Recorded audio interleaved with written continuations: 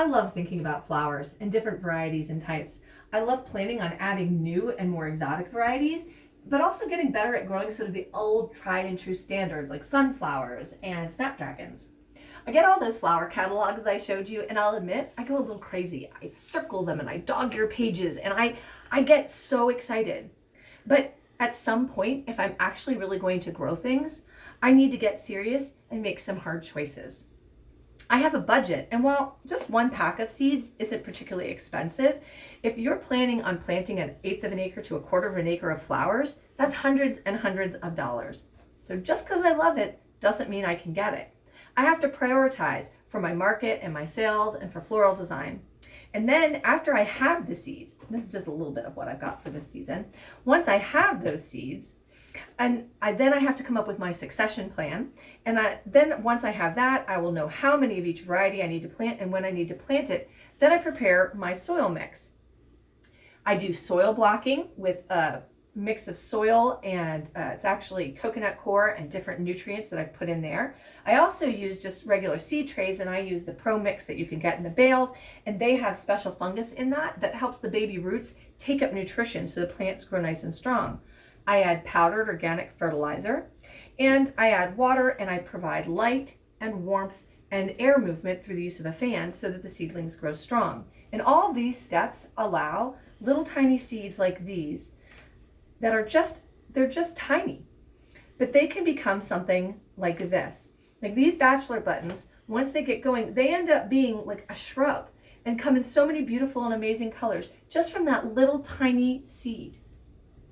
And so when we are just beginning our spiritual growth, maybe for the first time, or for some of us, this is a season of sort of internal spiritual restoration and renewal and replanting, we need to think about how we provide the right environment for optimal spiritual growth.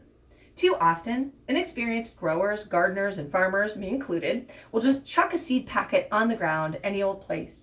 And then we'll be confused why nothing's growing. Why didn't we get a lot of plants? Or why did only one thing come up? And sadly, we do the same thing spiritually. We sort of toss a prayer at God, or we skim over a Bible verse. And then when we don't see spiritual growth, we wonder, well, what's going on? But the fact is if we want to see growth, we need to put in the hard work. Paul said, whoever sows sparingly reaps sparingly. Now, to be fair, in that particular passage, he's actually talking about sharing our bounty and the blessings of our resources with others.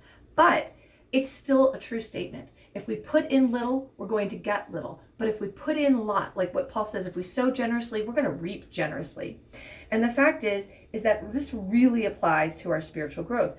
We need to give God our time, our attention, and our energy. And when we do that, he will return to us 100-fold of what we give to him.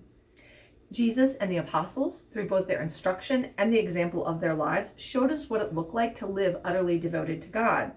And so, how? We have to ask ourselves, how are we going to prepare to plant for an abundant spiritual harvest? Well, in his letter to the church at Ephesus, Paul says we are to take off our old selves that have been corrupted and rotted by our sin, by our natural desires, and by the lies of the world, and instead put on new selves through the power of the Holy Spirit to be recreated so that we can be like God in true righteousness and holiness.